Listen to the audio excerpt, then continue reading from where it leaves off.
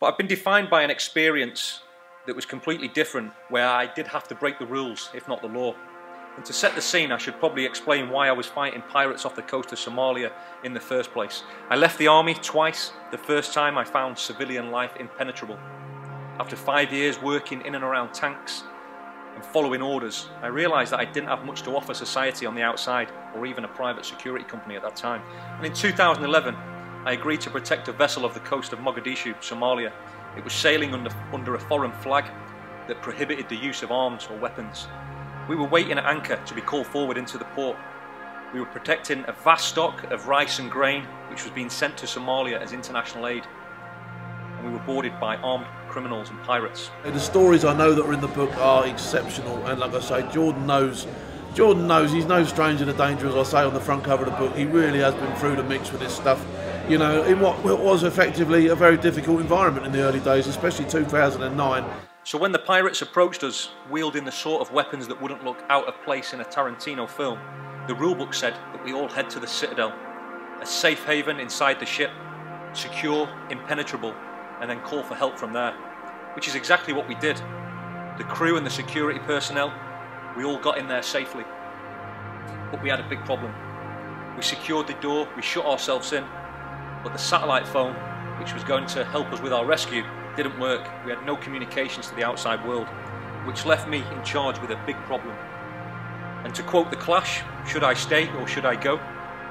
Or to be more specific, should I listen to my training, all case history and naval convention, and stay, or take a calculated risk and leave the Citadel?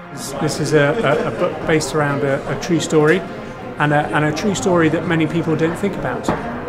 Not many people think about the vessels crossing the sea and the protection that they require. 93% of world trade is still conducted by sea today, whether it's the iPhones that we text on and call on every day, whether it's the electronics in our home, the widescreen TV, whether it's the clothes we wear or the food we eat. It all comes across the ocean at some stage in its lifespan, and these people, they bring that and make sure that happens. They literally make the world go round. I've also succeeded in business ventures. I've been quite fortunate to meet some interesting people, but also failed in matters of the heart.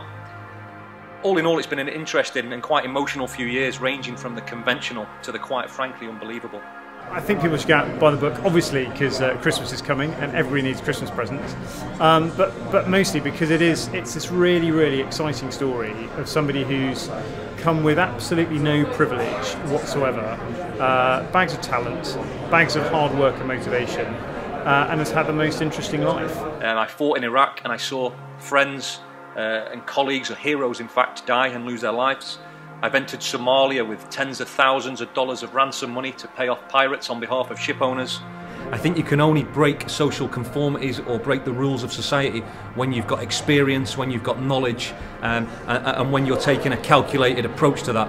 I've often been asked about breaking the rules, and as far as I'm concerned, I'd sooner be judged by 12 than carried by 6, and that's the bottom line on that. I think that's a really useful lesson for people today. It's very easy to sit back and just accept your fate, and just go with the hand you're dealt, and accept that things aren't going to work out the way you want them to. Actually, sometimes you just have to turn around and say, do you know what, I'm not having that today, and plough your own furrow. They should buy Citadel because it is the most exciting book available this Christmas. It should be in every stocking above the fireplace. It's an exciting book, it's full of adventure, it's full of action, but it also delves into my personal life, and it encompasses my personal journey that I believe everybody will be able to relate to at some stage in their life.